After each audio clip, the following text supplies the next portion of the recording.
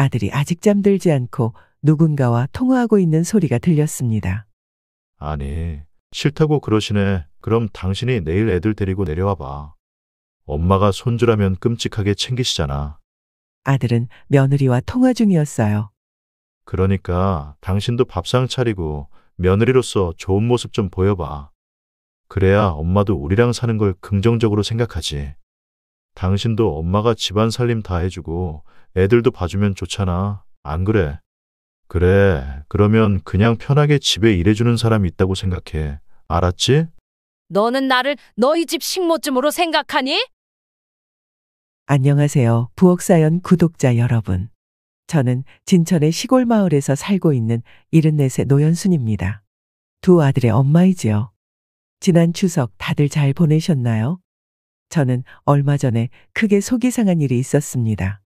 바로 제 둘째 아들을 깜깜한 오밤중에 집에서 쫓아내고 말았어요. 40 중반이 된 아들을 이렇게 야박하게 쫓아낸 데에는 다 이유가 있습니다. 그동안 저는 자식들이 오면 맨발로 뛰어나가 반기곤 했는데 이제는 더 이상 자식들이 반갑지 않네요. 늙은 몸으로 물까지 떠다 바치며 반겼던 자식들이었지만 정작 그런 대접을 받은 자식들은 부모의 등골을 빼먹으려고 했기 때문입니다. 저는 24세 결혼해 아들 둘을 낳았습니다. 남편은 작은 마을에서 농사를 짓는 평범한 남자였죠. 많은 시골집이 그렇듯 아들 둘을 여유롭게 키우진 못했어요. 하지만 가방끈 짧은 부모와는 다른 삶을 살게 해주기 위해 자식들을 가르치려고 뼈 빠지게 노력했지요. 그래서 남들보다 더 많이 해줄 수는 없었지만 부족하지 않게 키웠습니다. 아들들은 저에게 세상 무엇과도 바꿀 수 없는 소중한 분신이었죠. 하지만 최근에 그 생각이 바뀌었습니다. 오래전부터 명절이 다가오면 제 마음 한구석이 무거워지기 시작했어요. 명절을 앞두고 이웃들과 나누는 이런저런 이야기는 마치 제 이야기처럼 공감이 되었죠. 이번 명절에는 아들만 오라고 했어. 애들을 주렁주렁 달고 며느리까지 오면 손님상 차려야 하잖아. 우리 며느리는 입맛도 까다로워서 그거 맞추고 상 차리고 청소하려면 정말 죽어나.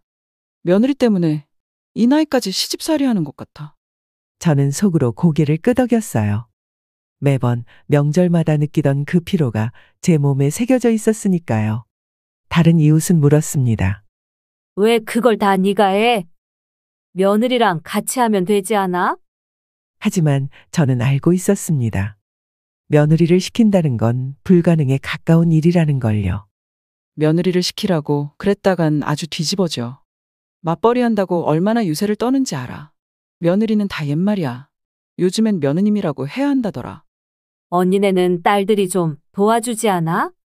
아이고, 딸은 더해. 친정에서 누가 일을 해? 며느님이라는 말에 모두가 웃었지만 저는 웃음이 나오지 않았습니다. 그저 숨을 깊이 내쉬었죠. 사실 할 말이 없어서 듣고만 있었던 게 아니었어요. 너무 많은 말들이 머릿속에서 엉켜서 어디서부터 시작해야 할지 몰라서 그랬을 뿐입니다. 저 역시 두 아들과 며느리, 손주들까지 합치면 온 가족이 한 번에 몰려올 때 9명이나 되는 식구를 맞이해야 하는 건 저에겐 고역이었어요. 밥을 3번씩 차리고 온 집안을 청소하는 것만으로도 몸이 버거웠습니다. 명절이 지나고 나면 늘 며칠 동안 몸살로 알아누워야 했죠. 이렇게 고생해서 분위기라도 좋으면 보람이라도 있었겠지만 오랜만에 만난 형제들은 크고 작은 다툼을 끊임없이 했어요. 그 과정에서 제 마음이 편안한 날은 없었습니다. 가끔은 명절에 홀로 조용히 있고 싶다는 생각이 들기도 해요. 하지만 1년에 몇 번이나 자식들을 만나겠어요? 앞으로 몇 번이나 더 손주들 얼굴을 마주할 수 있을까요? 그렇게 힘들다는 마음을 누르고 자식들이 오면 반갑게 맞이하려고 애써왔습니다. 엄마, 저희 왔어요. 둘째 아들 동민이가 신발을 벗으며 집으로 들어섰어요. 아들 뒤로는 며느리와 손주 셋이 줄줄이 들어왔죠. 저는 반갑게 맞이하였습니다. 어서 와. 먼 길 오느라 고생했다. 형은 이번에 안 오는 거 알고 있지? 네, 알고 있어요. 해외여행 간다면서요? 참, 그게 다 돈을 물쓰듯 쓰는 거지. 첫째 동석이는 이번 명절에는 집에 오지 않고 해외로 여행을 가겠다고 했습니다. 작년 명절에 두 아들이 크게 싸운 후 저는 번갈아 명절에 오도록 했어요. 한 가족이 명절 당일에 오면 다른 가족은 명절 전이나 명절 후에 오기로 한 거죠. 온 가족이 모이는 횟수는 줄었지만 솔직히 저는 마음이 훨씬 편해졌습니다. 그래서 오늘 작은 아들 가족이 집에 들어오자마자 조용했던 집이 시끌벅적해졌습니다. 동민이네 아이 셋이 모두 뛰어다니니 그럴 수밖에 없지요. 아이들 목소리에 집 가운데가 금세 북적였습니다. 엄마, 떡 좀 하셨어요? 짐을 풀던 동민이가 부엌을 기웃거리며 물었어요. 했지. 베란다에 나가면 송편 있어. 다른 음식은 좀 준비하셨고요? 잡채도 있고 갈비도 있어. 배고프니? 네, 밥 먼저 차려주시면 좋겠어요. 계속 운전했더니 배가 고파서요. 아들은 거실로 나가 소파에 털썩 앉았습니다. 그때 며느리도 4살 된 막내 아들을 안고 부엌에 들어왔어요. 어머니, 서준이가 배고프다고 해서요. 혹시 전이라도 지진 거 좀 있나요? 식탁 위에는 아침부터 부친 전이 가지런히 놓여 있었어요. 저는 며느리에게 식탁을 가리켰습니다. 그러자 며느리는 손으로 전을 하나 집어먹어 보더니 얼굴을 찡그리며 말하더군요. 어머, 전이 좀 싱겁네요. 간장이 있어야겠어요. 그리고는 막내에게 전을 먹이며 말했습니다. 먹어봐. 어때? 괜찮아? 근데 엄마가 한 것보다는 조금 싱겁지? 그러더니 접시에 전과 과일을 담아 거실로 나갔고 아이들에게 이것저것 집어먹이기 시작했습니다. 다들 거실에 앉아 TV를 보며 쉬고 있는 동안 저는 부엌에서 분주하게 움직였지요. 이미 거의 모든 준비가 다 된 상태였지만 그래도 마지막 손질이 남아 있었습니다. 거실에 상을 펴고 반찬을 좀 놓으라고 아들에게 말했더니 아들은 귀를 후비며 대답했습니다. 그런 건 애들한테 시키세요. 당신은 무슨 그런 말을 해. 애들이 주방에 있으면 오히려 방해만 돼. 어머니, 제가 도와드려야 하는데 애들 때문에 좀 힘드네요. 그 말을 듣자 가슴이 답답해졌습니다. 결국 아무도 바닥에서 엉덩이를 들지 않았고 저는 은근히 올라오는 짜증을 꾹 참아야 했어요. 막내는 4살이고 큰아이와 둘째는 초등학생이라 알아서 잘 노는데도 며느리는 여전히 아이들을 붙들고만 있었습니다. 그때 며칠 전 이웃이 했던 말이 떠올랐습니다. 아이고, 동석이네도 똑같네. 결국은 다 해주는 부모 탓이라니까. 여러 식구가 모이다 보니 반찬 하나하나 만드는 것도 신경이 쓰입니다. 며칠 전부터 반찬 준비를 하느라 밤낮 없이 고생했지만 막상 차려놓으면 그걸 알아주는 이는 없었어요. 밥상을 차려내자마자 아들과 며느리는 여지없이 한마디씩 던지기 시작하더군요. 우리 엄마, 나이 들더니 미각이 예전 같지 않네. 그렇지. 맞아. 사실 조금 전에 먹어보니까 전이 싱겁더라고요. 옛날에는 어머니가 하신 음식 동네 아줌마들도 막 얻어갔는데. 자기들끼리 가볍게 농담처럼 말하지만 그 말을 들은 저는 기분이 상했습니다. 고생해서 차려주고도 좋은 소리를 못 들으니 억울함이 몰려왔어요. 며느리는 저에게 악이 없는 웃음을 보이며 이렇게 말하더군요. 어머니, 앞으로는 반찬 가짓수를 좀 줄이시고 맛에 더 신경 쓰시는 게 좋을 것 같아요. 하나를 제대로 만들지 여러 개 만들어 놓고 맛이 없으면 음식만 아깝잖아요. 물론 나쁜 뜻으로 그런 말을 한 것이 아니라는 것쯤은 알고 있지만 명절이 오기 며칠 전부터 고생한 시간이 하나하나 떠오르며 속이 상했죠. 아무리 편해도 그렇지 시어머니의 노고를 알아주기는커녕 저런 속도 없는 말을 내뱉는 며느리가 싫었습니다. 그렇게 불만들이 많으면 다음부터는 너희가 먹을 것들은 너희가 챙겨와라. 저도 모르게 큰 소리가 나왔어요. 도와준 것도 하나 없으면서 음식이 짜다, 싱겁다 하는 품평을 늘어놓는 며느리가 꼴도 보기 싫었어요. 차례 음식 준비하랴, 저녁상 차리랴 벌써부터 몸져 놓을 것 같은데 엄마 생각은 안 하는 아들 역시 얄미웠죠. 빈말이라도 고생했다, 맛있다는 한마디가 그렇게 어려운가 싶었죠. 아들이나 며느리나 조금의 이해나 배려는 없이 자기들 생각만 하고 있으니 이 상황이 얼마나 서운했는지 모릅니다. 에이, 엄마, 뭘 그렇게까지 말씀하셔요. 그냥 농담한 건데요. 네, 맞아요. 어머니, 그냥 한 말인데 신경 쓰지 마세요. 이번에 담으신 배추김치는 너무 맛있네요. 그제야 며느리는 뒤늦게 마음에도 없는 칭찬을 던지며 저를 다독이려는 게 눈에 보였어요. 그런 가식적인 모습이 오히려 더 얄미웠습니다. 솔직히 아들보다 며느리 때문에 밥상을 차리는 게 훨씬 부담스러웠죠. 아이들이 식사를 마친 후 후식으로 과일을 꺼내 먹으며 저는 큰아들 이야기를 무심코 꺼냈습니다. 동석이가 이번 명절에 못 와서 죄송하다면서 선물이랑 상품권을 좀 보냈더라. 큰아들은 명절에 오지 못하는 대신 자주 이런 식으로 마음을 표현하곤 했어요. 하지만 그 말을 듣자마자 둘째 아들 동민이가 불만을 늘어놓더군요. 얼마나 보냈는데요? 또 10만 원, 20만 원짜리 아니에요? 사실 작년에도 비슷한 문제로 큰아들과 작은아들이 크게 다퉜던 기억이 떠올랐습니다. 저는 불필요한 싸움을 막고 싶은데 동민이는 왜 이렇게 돈 이야기에만 집착하는 걸까요? 괜히 말을 꺼냈나 아차 싶었지만 이미 엎질러진 물이니 억지로 대답을 했습니다. 그걸 알아서 뭐 하려고. 돈도 많은데 명절에 안 오면 그런 거라도 챙겨야죠. 뭘 그런 걸 챙겨.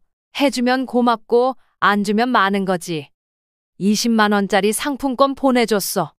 제가 백화점 상품권이라는 말을 꺼내자마자 과일을 먹던 며느리는 눈을 반짝이며 물었어요.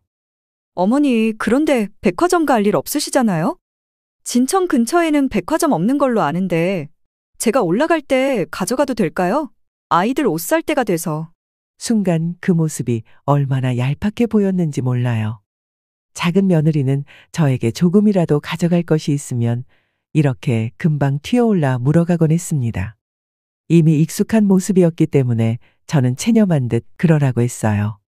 그러려무나 나는 쓸 일이 없을 것 같으니 네가 가져가라. 상품권 이야기가 마무리되자 아들은 또 다른 이야기를 꺼내들었어요. 사실 이번에 집사람이 다시 일을 시작하려고 해요. 막내 나오면서 그만뒀었잖아요. 아이 셋 키우는 게 워낙 힘드니까. 그러겠지. 지우 애미가 고생이 많구나. 걱정스러운 표정으로 물었더니 아들은 마침내 본론을 꺼내기 시작했어요. 엄마, 이번 기회에 아예 저희 집으로 올라오시는 게 어때요? 집이랑 땅 다 정리하시고요. 이제 7순이 넘으셨는데 시골에서 언제까지 혼자 지내실 거예요? 아들의 말을 듣는 순간 많이 당황스러웠어요. 한 번도 생각해 본 적 없는 제안이었기 때문입니다. 경기도 집에서 애들 커가는 모습도 보시면서 편하게 지내세요. 돈 걱정은 안 하셔도 돼요. 저희가 벌 테니까요. 서울처럼 복잡하지도 않고 살기 좋아요. 아들 부부가 자신들의 집에서 살자고 했지만 아이 셋이 있는 그 집에 제가 들어갈 자리가 있을까 싶었어요. 공간이 부족해 보이는 건 둘째치고 그런 환경에서 제가 편히 살 수 있을지 의문이었습니다. 그런데 아들은 제 생각을 알고 있는 듯 말을 덧붙였습니다. 엄마, 어차피 이 집이랑 땅 팔면 돈이 좀 나오잖아요. 그 돈을 보태서 더 큰 집으로 이사 가면 되죠. 가볍게 말하는 아들의 태도에 따로 생각해 볼 것도 없이 거부감이 들었어요. 아들의 제안에 본능적으로 저는 답을 내렸습니다. 작지만 집과 땅이 있어 이곳에서 노후를 보낼 계획이었는데 아무것도 없이 아들 집에 들어가 모든 것을 의지해야 한다고 생각하니 벌써부터 답답해졌습니다. 손발이 묶여 아들에게 기대 살아야 한다는 생각만 해도 숨이 턱 막혔어요. 게다가 명절에 한 번씩 와서도 힘든데 매일 상주하면서 그들의 아이들을 돌보며 집안일까지 감당해야 한다는 생각에 눈앞이 깜깜해졌습니다. 아들은 아이들을 돌보면서 쉬면 된다고 말했지만 그 말이 얼마나 어처구니 없는 말인지 다들 아시잖아요. 아이 셋 돌보는 일이 어디 쉬운 일인가요? 집에 있다 보면 집안일은 전부 제 몫이 될 게 뻔한데 그런 상황을 감당할 자신도 없고 감당할 이유도 없었습니다. 그래서 저는 단호하게 고개를 저으며 말했죠. 됐다. 나는 여기서 사는 게 좋다.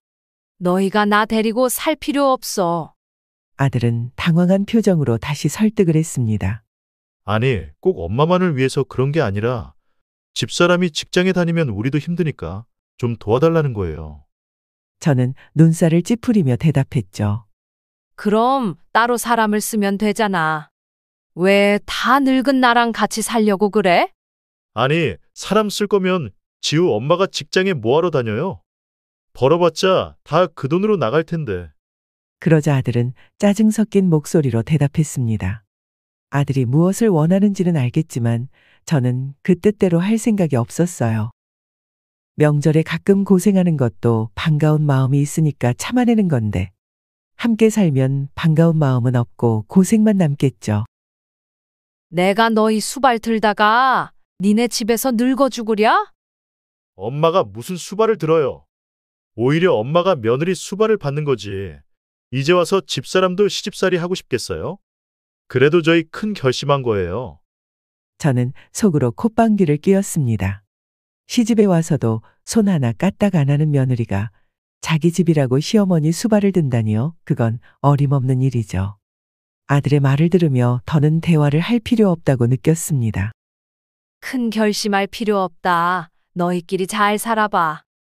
셋째 낳기 전에는 맞벌이 하면서 잘 살았잖아. 그건 애가 둘일 때 이야기죠. 그러면 땅이라도 팔아서 좀 도와주세요. 아들의 말에 한숨이 나왔습니다. 몇 년 전 사업이 어렵다며 도와달라고 했던 그때가 떠올랐어요. 이미 한 번 도와준 적이 있는데 그새 또다시 손을 벌리려 하니 실망스러웠습니다. 땅을 팔아서 도와주면 나는 무슨 돈으로 살라는 거냐? 그리고 너만 도와줄 수도 없잖아. 네 형도 언젠가 돈이 필요할 수도 있고. 내가 앞으로 얼마나 살지도 모르는데 너는 나를 빈털터리로 만들 셈이야. 그러자 아들의 얼굴이 억울하다는 듯 일그러졌습니다. 아니, 형은 왜 도와줘야 해요? 지금도 충분히 잘 먹고 잘 사는 사람을. 큰아들 동석이는 대기업까지는 아니지만 탄탄한 중견기업에 다녀서 벌이가 썩 괜찮았어요. 그리고 큰며느리 친정도 부유해서 시집 올 때 서울에 아파트를 해왔기 때문에 결혼 후 빠르게 재산이 불었습니다. 그러다 보니 결혼 후 두 아들의 처지가 달라졌고 동민이는 그 차이에 대해 항상 불만을 가지고 있었어요. 둘째 아들의 가시돋친 말을 들으니 가슴이 아팠지요. 형의 처지와 자신의 처지를 끊임없이 비교하는 태도 자체가 서글펐습니다. 대답할 힘도 없어서 아들의 말을 그저 조용히 듣고 있었어요. 그게 싫으면 엄마가 다 정리하고 우리랑 같이 올라오세요. 그러면 엄마 노후 걱정도 없잖아요. 왜 자꾸 혼자 살면서 노후가 걱정이라고 하세요? 남들은 부모 모시기 싫어서 난린데 엄마는 왜 모시겠다고 해도 싫다 그래요. 정말 답답하네요. 아들의 말이 쏟아질수록 저도 속이 타들어갔습니다. 혼자 살겠다는 게 그렇게 답답한 일일까요? 아들 역시 기분이 나쁜지 과일을 먹던 포크를 식탁 위에 탁 내려놓았습니다. 저 역시도 아들처럼 속이 꽉 막힌 기분이었죠. 애써 정성스럽게 차린 상이 무색해졌지만 그나마 아이들이라도 잘 먹으니 다행이라고 생각했어요. 아들은 제가 뜻을 굽히지 않자 화가 난 듯 자리를 박차고 일어섰습니다. 바람 좀 쐬고 올게요. 그러더니 밖으로 나가버렸습니다. 며느리도 아이들을 데리고 남편을 따라 나갔고요. 저는 어질러진 집안과 밥상 앞에 덩그러니 남겨졌습니다. 그 모습을 보니 혼잣말이 절로 나왔어요. 이래서 내가 죽어도 안 간다 그러는 거지. 혼자 상을 치우느라 한참이 걸렸습니다. 쌓여있는 설거지거리 앞에서 한숨을 내쉬며 오른손목을 부여잡았어요. 이번 명절을 준비하면서 손목에 무리가 많이 갔는지 시큰거리고 자유롭게 움직이기 힘들었습니다. 저도 모르게 인상을 찌푸려졌지만 산더미처럼 쌓인 접시들을 보고 있자니 멈출 수도 없었어요. 그렇게 한참 걸려 뒷정리를 마무리하고 나니 그때쯤 아들과 며느리가 집으로 돌아왔습니다. 잠시 주목해주세요. 부엌사연에서 구독자 여러분에게 맛있는 제철 밤을 소개합니다. 부엿들의 밤은 크기가 크고 단맛이 강한 신품종 밤이에요.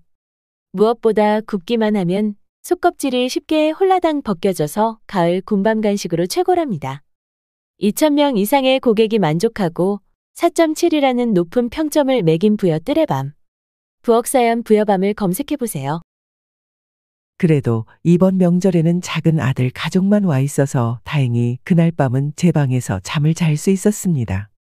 만약 큰아들 가족도 함께 왔더라면 저는 불편한 거실에서 자야 했을 거예요.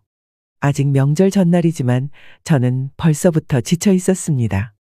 이른 아침부터 일어나 대부분의 음식을 준비하고 전까지 부쳐놓긴 했지만 당일에 해야 할 음식들도 여전히 남아 있어서 내일 새벽에는 일찍 일어나야 했거든요. 머리를 베개에 대자마자 깊은 잠에 빠져들었죠. 다음 날 저는 새벽부터 홀로 분주하게 차례상을 준비했습니다. 그런데 아들과 며느리는 8시가 넘도록 꿈쩍도 하지 않는 거예요. 보통 주방에서 식기 부딪히는 소리가 나면 잠에서 깨어나기 마련인데 바로 옆에서 장구를 쳐도 모를 것 같았습니다. 이런 것도 제주라면 제주다. 속으로 한탄하면서 차례 음식을 마무리했고 차례상 위에 올리기 시작했어요. 그때서야 며느리가 나왔습니다. 어머니, 이렇게 시간이 늦은 줄 몰랐어요. 벌써 다 차리셨어요? 저는 억지로 웃음을 지으며 대답했지만 속은 답답했습니다. 조금 더 시간이 지나자 아들도 하품을 크게 하며 천천히 방에서 나오더군요. 굼벵이처럼 슬금슬금 움직이는 그 모습을 보니 정말 기가 막혔죠. 아들이 나오자 저는 밤을 내놓으며 말했습니다. 다른 음식은 다 준비했는데 밤은 아직 깎지 못했다. 동민아, 거기 밤 좀 깎아라. 내 손목이 아파서 깎을 수가 없구나.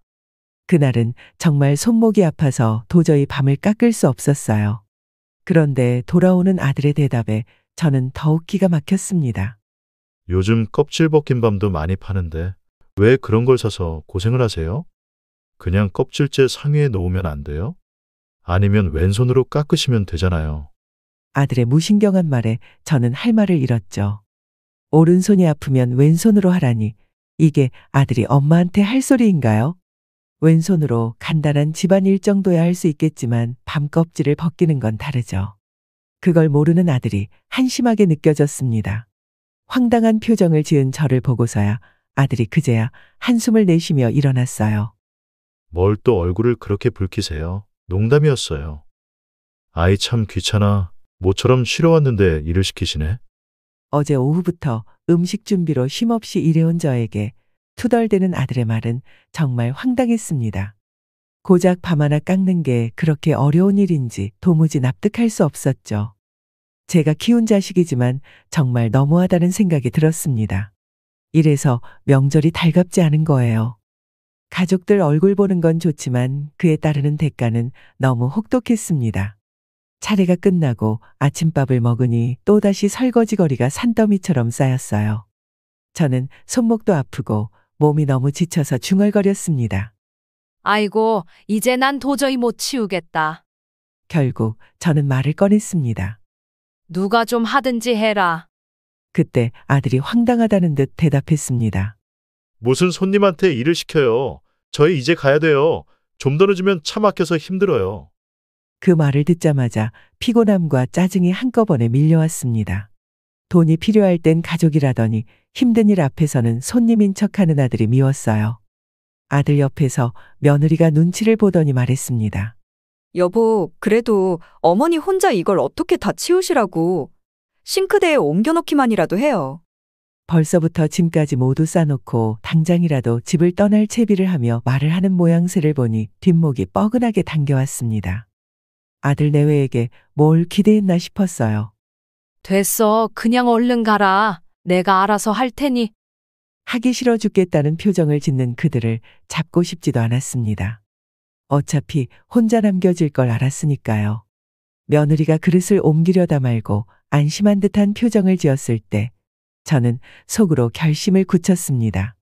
더 이상 이런 명절을 반복할 수는 없다고 생각했어요. 그래서 아들과 며느리를 향해 말했습니다. 그리고 다음 명절에 이렇게 올 필요 없다. 다음부터는 나 혼자 차례 지낼 테니. 아들과 며느리는 당황한 얼굴로 저를 쳐다봤습니다. 무슨 그런 말도 안 되는 소리를 하세요? 엄마 혼자서 차례를 어떻게 지내요? 그동안 큰 도움이라도 준 것처럼 말하는 아들의 태도에 저는 어이가 없었어요. 딱딱하게 굳은 표정으로 다시 말했습니다. 혼자 지내는 게 차라리 낫겠다. 너네 오면 밥 차리느라 힘들기만 하지. 음식도 조금씩만 해서 먹고 치우면 되니까. 아들은 여전히 믿기지 않는다는 듯한 표정으로 말했습니다. 그래도 명절인데. 명절? 언제부터 명절을 그렇게 챙겼다고 그래? 정 얼굴 봐야겠다 싶으면 다음부터는 그냥 밖에 나가서 식당 가서 먹자. 나도 이제 칠순이 훌쩍 넘었는데 늙은 엄마한테 너무한 거 아니냐고는 생각 안 하니? 제 말에 아들의 얼굴이 굳어졌습니다. 아들은 저를 전혀 이해하지 못하겠다는 표정으로 바라봤어요. 무슨 말을 그렇게 하세요? 자식들 밥 차려주는 게 그렇게 싫으세요? 그 말을 듣고 순간 울컥했지만 이제는 참지 않기로 했습니다. 그동안 속으로만 삭혔던 마음이 터져나왔어요. 며느리는 아들의 눈치를 보며 조심스럽게 말을 덧붙였습니다. 어머니, 그동안 너무 힘드셨죠? 다음부터는 저도 일손 좀 도울게요. 할 줄 아는 건 많지 않지만. 하지만 저는 고개를 저으며 며느리의 말을 끊었습니다. 남의 자식한테 조상님 차례상 차리라고 시킬 마음도 없다. 그냥 다음부터는 오지 말아라. 명절마다 자식들이 한번 다녀가면 몸도 마음도 너무 힘들어졌습니다.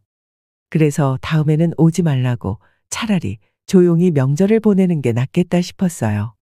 볼 일 있으면 차라리 내가 가마. 그렇게 말했지만 아들은 여전히 자기 생각만 하고 자기 할 말만 했습니다.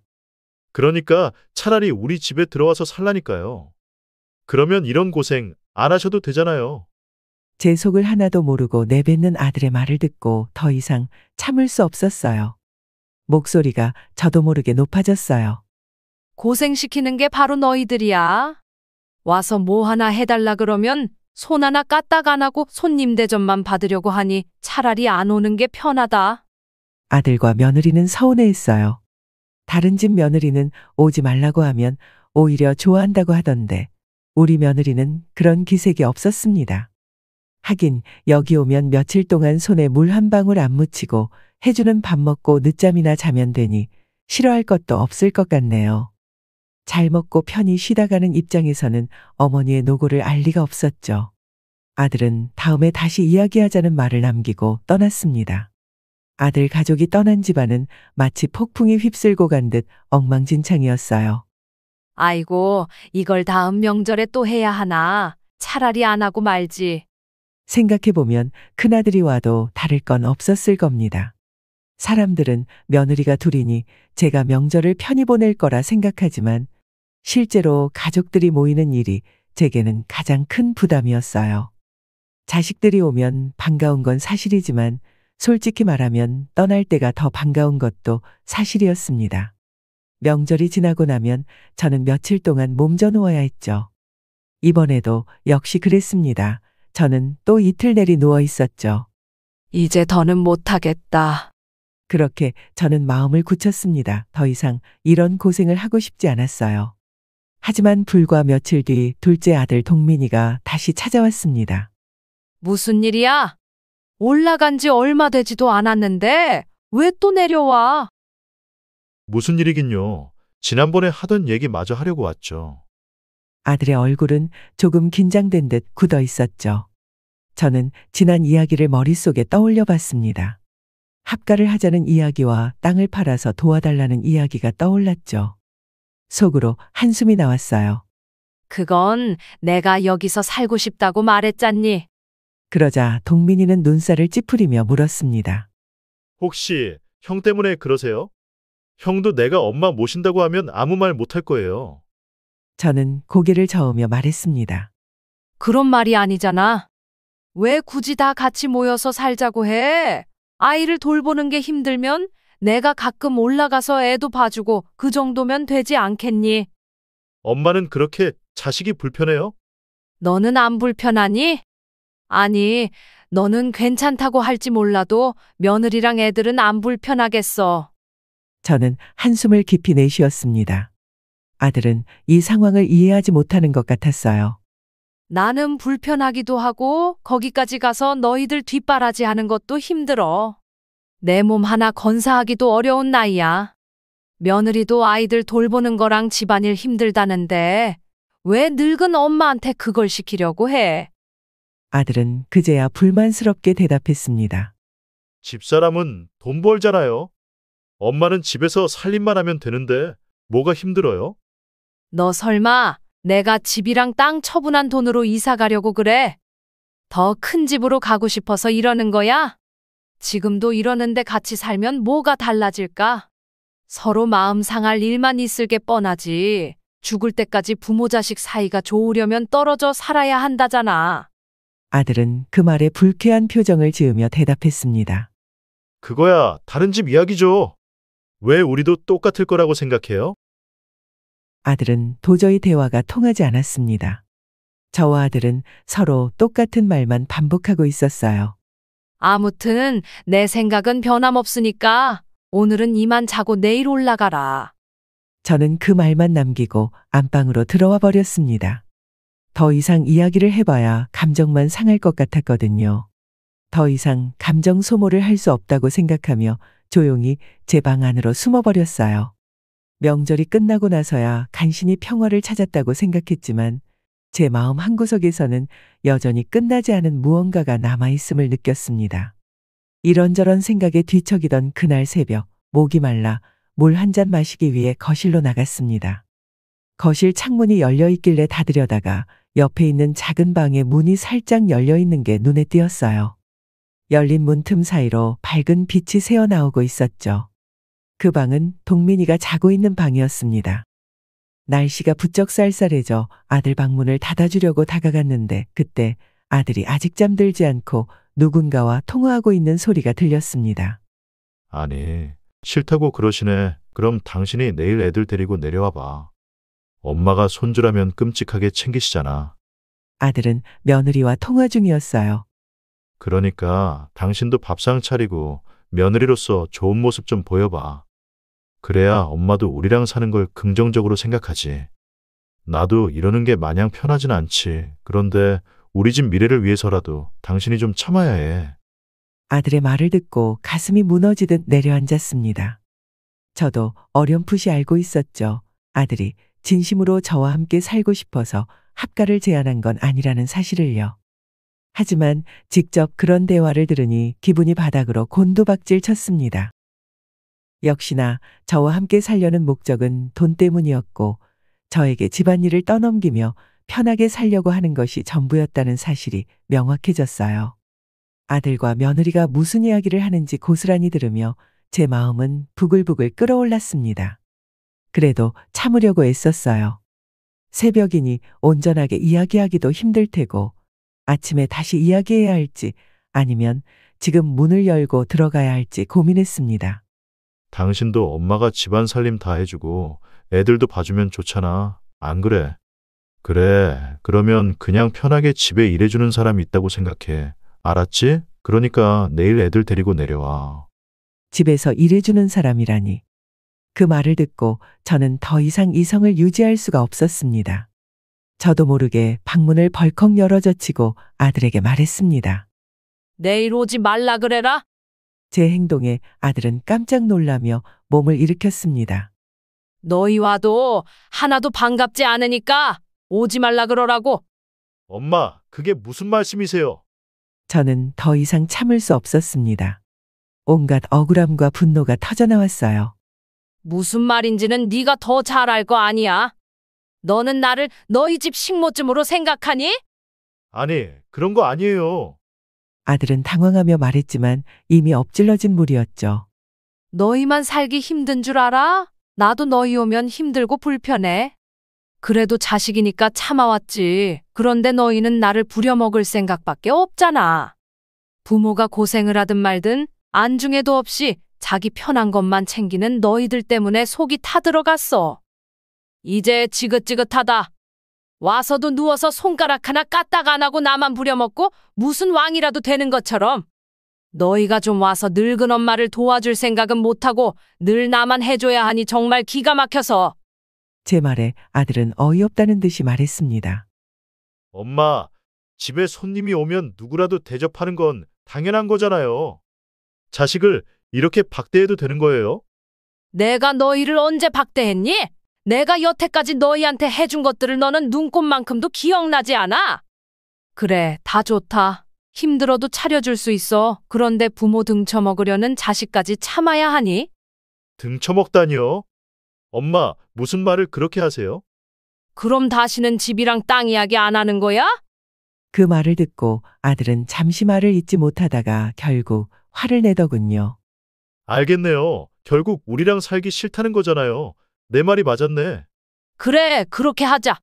그렇게 하자니 무슨 말씀이세요? 이제 너희 집에 돌아가. 나 이제 너 보기 싫다. 뭐라고요? 지금 이 시간에요? 자정이 넘었잖아요. 아들은 손을 부들부들 떨며 말했습니다. 엄마, 이렇게까지 하셔야겠어요? 그래? 네가 지금 나가야 나도 마음 편하게 발 뻗고 잠자겠다. 우리가 부모 자식 사이니까 안 보고 살 순 없겠지만 나중에 내 마음이 좀 풀리면 그때는 바깥에서 밥이나 한 끼씩 먹고 헤어지고 그렇게 살자. 서로 불편하게 부대끼면서 살 건 뭐 있어. 이렇게 자식 내쫓으면 제가 나중에 엄마 잘 모실 것 같아요. 죽을 때까지 너한테 기댈 생각도 없으니 지금 당장 나가. 평소 같았으면 저도 여기서 그만하고 좋게 마무리했겠지만 이번에는 상심이 너무 컸습니다. 아들은 더 이상 억누를 수 없는 서운함에 저를 다그쳤지만 저는 끝까지 아들을 돌려보냈습니다. 아들이 떠나고 나니 후련한 감정과 함께 가슴이 찢어지는 것 같은 아픔이 몰려왔어요. 사랑하는 자식에게 이렇게까지 말해야 했다는 현실이 너무나 가혹하게 느껴졌습니다. 부모가 무조건 참아주기만 하면 자식들은 그걸 당연하게 여기니 이번에는 똑바로 이야기를 해줬어야 했어요. 한쪽만 참고 견디는 관계는 결국 망가지기 마련이니까요. 이걸로 끝내야 나중에 더 큰 문제로 번지지 않을 겁니다. 아들이 떠난 집안에서 저는 눈물을 훔치며 결심했습니다. 멀리 아들의 차 소리가 멀어져 갔죠. 지난 일이 꿈처럼 느껴질 정도로 겉으로 보기엔 평온한 일상을 지내고 있습니다. 하지만 이제는 자식들이 온다고 며칠 전부터 청소하고 장보고 요리할 필요가 없다는 생각에 한편으로 후련하기도 했지만 사랑했던 자식에게 느낀 배신감 때문에 괴로운 시간을 보내기도 해요. 많은 사람들이 자식에게 기대면 안 된다고 이야기하지만 그러면 제 지난 인생이 너무 허무하게 느껴집니다. 또 부모라는 존재가 자식을 놓을래야 놓기도 힘들고요. 앞으로 저는 자식에게 어떤 생각을 가지고 대해야 할지 아직도 잘 모르겠습니다. 그렇다고 너무 남처럼 지낼 자신도 없거든요. 오늘 저희 이야기는 여기까지입니다. 혹시 저와 비슷한 생각을 하고 계시는 분이 있다면 오늘 여러 가지 의견을 나눠봤으면 좋겠어요. 남겨주신 말들은 하나도 놓치지 않고 꼼꼼하게 읽어보겠습니다. 그럼 제 사연에 귀 기울여 주셔서 감사해요. 오늘도 평안한 하루 보내세요. 오늘 사연 어떻게 들으셨나요? 이번 이야기가 구독자분들에게 따뜻한 위로가 되었으면 좋겠습니다. 느끼신 점이 있다면 댓글로 허심탄회하게 의견을 나눠주세요. 부엌 사연은 여러분의 구독과 좋아요 그리고 댓글로 유지됩니다. 앞으로 더 좋은 사연으로 찾아뵐 수 있도록 많은 도움을 부탁드려요. 감사합니다.